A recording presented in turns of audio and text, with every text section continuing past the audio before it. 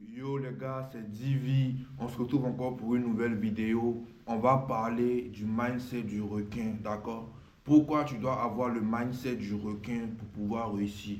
Le point numéro un, c'est que tu dois avoir une détermination implacable. Tu dois être sans pitié dans l'atteinte de tes objectifs. Rien ne doit t'arrêter d'atteindre tes objectifs. Même si quelqu'un doit laisser la vie sur le parcours, sur le chemin pour que tu atteignes tes objectifs là, ça doit se passer ainsi. Je ne t'ai pas dit d'aller tuer quelqu'un, je ne t'ai pas dit d'aller faire du mal à quelqu'un pour atteindre tes objectifs. On est tous des enfants de Dieu à la base. Mais ce que je veux te dire, c'est que tu dois être dans un mindset où tu ne dois avoir aucune. Tu dois être, tu dois être comme un révénant. C'est-à-dire quelqu'un qui est parti maintenant qui revient pour faire du sale saumon. Tes objectifs doivent passer avant tout. Il faut être avide, sois un rapace. Les gens qui te disent que oh non, faut être diplomatique, faut faire un peu, tu as le temps. Mon ami, tu n'as pas le temps. Ça fait combien de temps tu te disais que tu avais le temps, d'avoir le temps de faire ce que tu voulais faire? Je ne sais pas si tu vois. Ça me rappelle même une anecdote quand j'étais encore à Babi, parce que moi j'habite genre au Vallon, vers Paco, tu vois. Et je me rappelais comme ça, une fois là, il y avait un peu des petits, bon, ceux qui connaissent les Ivoiriens, qui me regardent, ils connaissent un peu le terme, on les appelle les microbes, tu vois, non? Donc, il fut une période où il y avait des petits gens qui passaient souvent vers l'allée, où vous voyez la longue allée où il y a les shopping, genre, il y a les Paco, il y a le supermarché, j'ai oublié son nom, il y a l'Ecobank là. À chaque fois, les petits passaient là, parce qu'à l'époque là, moi je passais toujours là-bas pour aller dans le coin là. Il y a un coin où on vend les switchers là. Alors, vous connaissez les switchers, les petits drogués connaissent le coin là, où on vend les switchers. C'est un coin genre, on vend les blunts. Les switchers, c'est une forme de blunt façon. Donc, tous les Marocains partaient là-bas pour payer les blunts, tout ça, les bêtises. Donc, à chaque fois qu'ils passaient là-bas pour aller au supermarché, ils voyaient les petits là. Les petits là, à chaque fois, ils étaient sous dose. C'est-à-dire, les petits sont là, ils font rien et tout.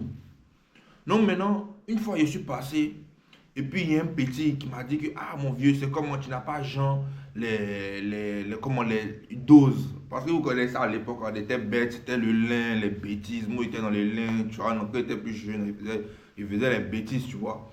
Donc, il y avait mon lin dans ma main, tu vois. Donc, le petit homme sur moi, il dit, ah mon vieux, c'est quoi que dans ta main? Genre, tu vois, il n'a pas un mouvement pour nous, tout ça, tu vois, non.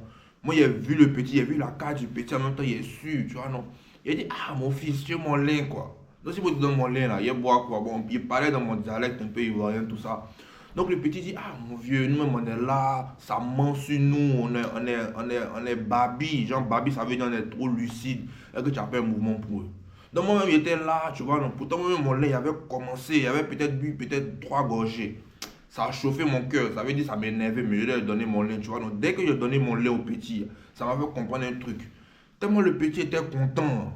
Il m'a demandé son numéro. Il m'a dit, mon vieux, non, nous on est trop près pour toi. Il faut prendre mon numéro le jour où il y a bamba. C'est-à-dire le jour où je suis en danger, mais le jour où il y a un truc là. Moi, d'appeler les petits, ils vont venir, les machettes, tout ça, ils vont faire par là pour moi. En fait, non. Au début, il me disait, oh, c'est pas le petit est content qu'il me dise ça et tout. Mais avec la détermination que je vois dans sa manière de parler, dans ses yeux là, je me suis rendu compte que, en fait, il était vraiment déterminé à faire ça pour moi. Il était vraiment déterminé même à vouloir même donner sa vie. C'est-à-dire venir dans le discours où il y a les trucs des machettes, où il y a les microbes, des machettes contre machettes. Donc, il a compris que donner déjà même un cadeau déjà à quelqu'un là, faire le bien à quelqu'un là, c'est la meilleure manière de recevoir du bien en retour. Donner, c'est la meilleure manière de recevoir. Parce que quand tu donnes là, tu t'attends pas à ce que tu peux recevoir. Tu vois, non? Tu peux donner 10 000 à quelqu'un et puis le karma, Dieu va faire que toi tu vas répondre 100 000 d'un autre mouvement. Tu vois, non? Donc, bref, long story short, après même j'ai essayé de l'appeler. Il a vu qu'il m'avait donné son vrai numéro. Même quand il appelait, même, il était même dans un fumoir carrément. Et puis au moment où même il a dit allô là, il a entendu, hé, vous les petits là. Dès qu'il a entendu, hé, vous les petits, c'est que c'était la PJ. Bref, cut. Donc, les gars, je veux vous dire que soyez déterminés, les gars. Soyez des rapaces. Ayez faim. Faut te dire que mon fils, c'est une manière de parler à Babi, ça veut dire genre, c'est comme si je te disais mon gars ou mon pote ou bro. Mon fils, faut te dire qu'il n'y a que toi seul qui t'a laissé des amis, la famille, les proches. D'accord? pour atteindre tes objectifs, là, tu dois le faire. Parce que tes amis, ta famille, tes potes aujourd'hui, là, eux, ils ne comprennent pas où tu t'en vas, ils ne comprennent pas ton mood. C'est quand ça va marcher, là, qu'ils vont te comprendre. On s'en fout de comment tu fais, de tes souffrances, de comment c'était dur. Les gens, là, c'est quand il y a les résultats, ils veulent voir. Pareil pour la transformation physique. Quand tu es mince et puis tu dis que tu es devenu musclé, là, on se moque de toi, pourquoi? Puis c'est dans ta bouche. C'est facile de parler. Je peux dire tout de suite aujourd'hui que demain il serait milliardaire, demain il serait président de la France, demain il serait la grand-mère de Macron, le grand-père de Elon Musk. Les gens vont se moquer de moi, puis c'est dans ma bouche, c'est facile à parler. Mais c'est quand tu commences à mettre les actions en place que les gens commencent à te respecter pour de vrai. Au début, il était mince. Je me rappelle même dans mon check-son fashion, je vous ai expliqué comment moi j'ai commencé la musculation. Un jour, mon frère était venu, il était en piste, il m'avait regardé quand. Il m'a dit, oh mon petit, il m'a dit, petit, attends, tu es mince, hein? Et quand il m'a dit, tu es mince, hein? Il a dit, ouais, vieux, c'est pas ce que tu as déclenché en moi. La manière dont il a dit, tu es mince, hein, là, ça a touché un truc en moi, non? Et puis, 1 mois après, 2 mois après, dès qu'il est retourné sur le banc, parce que moi, à la base, il y avait 13, 14, j'étais à Babi. Je suis parti chercher à m'inscrire en même temps à la salle. J'ai checké les salles. La première salle où je suis parti, c'était la salle qui était à côté de chez moi, la salle de l'université. Les vrais savent. Il était là-bas, mon moro, le JLA. Le JLA, un des seuls vrais qui me reste. Et puis d'ailleurs, même, il n'y a pas beaucoup d'amis. Moi, personnellement, non. Tu es mon ami, non. Si tu veux, non. Faut douf. Que Dieu te rappelle demain. Il y a foi, on pleurait. Mais demain, là, quand il me réveillé le matin, il est reparti à mes objectifs. Faut pas oublier que là, on n'est pas nés tous ensemble. Je ne suis pas sorti du même ventre qui t'a fait sortir. Donc si toi, tu t'en vas là, il peut sortir des larmes de crocodile, il peut faire genre, il peut fake. Tu vas jamais savoir qu'il est fake. Il m'en fout. Demain là, moi je cherche le Wari, je cherche le jet, un jet méchamment sale. Un jet même qui a fait que je vais pouvoir construire une maison sur la lune. Tu vois que moi j'ai le temps d'être sur mes émotions.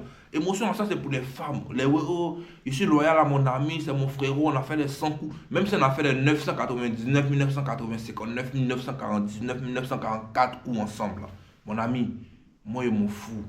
Tant que le jet m'appelle, ou bien s'il n'y a pas de jet entre nous, ou bien si c'est les bêtises, on causait pour rien. Il était beau. Ça c'était avant, on avait beaucoup d'amis, on se disait que oui. On a les amis ici, et lui là, là c'est fini, on a grandi, on n'est plus des enfants, là c'est le jet. Si tu n'as pas le jet, si tu n'as pas le pouvoir d'achat, là mon ami, tu es rien. Si tu es broke, tu es rien. C'est pour ça même des fois, même, allez voir les pauvres, vous pensez que quelqu'un qui est pauvre, qui a des difficultés à manger dans la journée, a le temps pour prier. Quelqu'un qui n'arrive pas à manger dans la journée, tu penses qu'il a le temps de prier. Quelqu'un qui n'a rien dans son ventre, tu penses qu'il peut bien prier. Voilà pourquoi l'argent c'est important. Il ne s'agit pas de dire qu'il prie. L'argent c'est pas important. Tout ça. Prier c'est important, c'est le plus important, c'est le numéro 1. Mais je te garantis que si tu es pauvre, que tu n'as pas l'argent, que tu n'as pas un toit sous dormir dans ce froid là, mon ami, si tu dors à la gare dans 2 degrés là, je te promets que tu ne pourras pas prier. Avoir une certaine confortabilité, quand tu es dans ta maison et puis il y a le chauffage, tu as l'eau chaude là. Quand il fait froid, tu mets le chauffage, tu vas prendre une douche chaude et puis tu viens te caler dans ton lit là.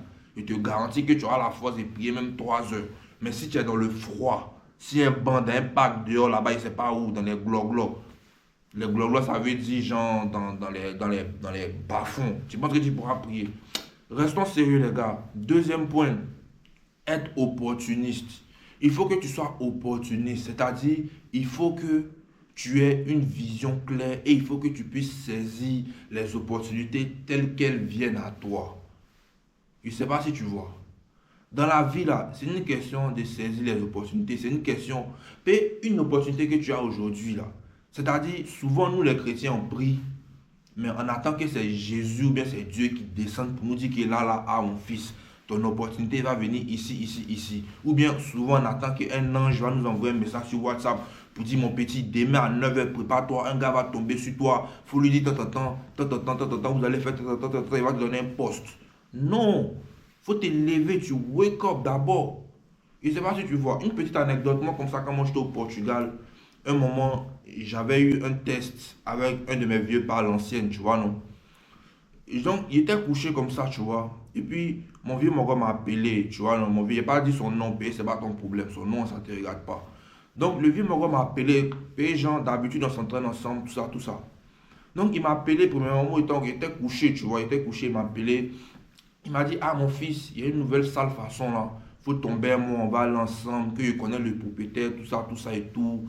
Tu vois, donc lui-même c'est un agent, un manager, tout ça. En tout cas, Tom Jean s'entraîner. Moi, il était bolo. Il a dit, oh, vieux, faut boire. Oh, moi, il n'a pas envie de sortir. Faut boire, ça veut dire, genre, faut tuer les discours, genre, je suis pas prêt, genre, je veux pas, tu vois. Donc, il a dit, faut boire. Tu vois, il a dit, non, mon vieux, faut boire. Moi, je suis bolo, moi, il a dormi. Je suis fatigué, j'ai dormi. Tu vois, non? Donc, le vieux Mongo a insisté un peu, non? Après, il a coupé. Non, maintenant, il était couché, non? Et puis, quelque chose m'a fait me dire, non, petit, va t'entraîner. Il faut t'élever, va t'entraîner. Arrête de faire la femme. Va t'entraîner, lève-toi. Donc c'est comme ça, il rappelle le vieux Mogo.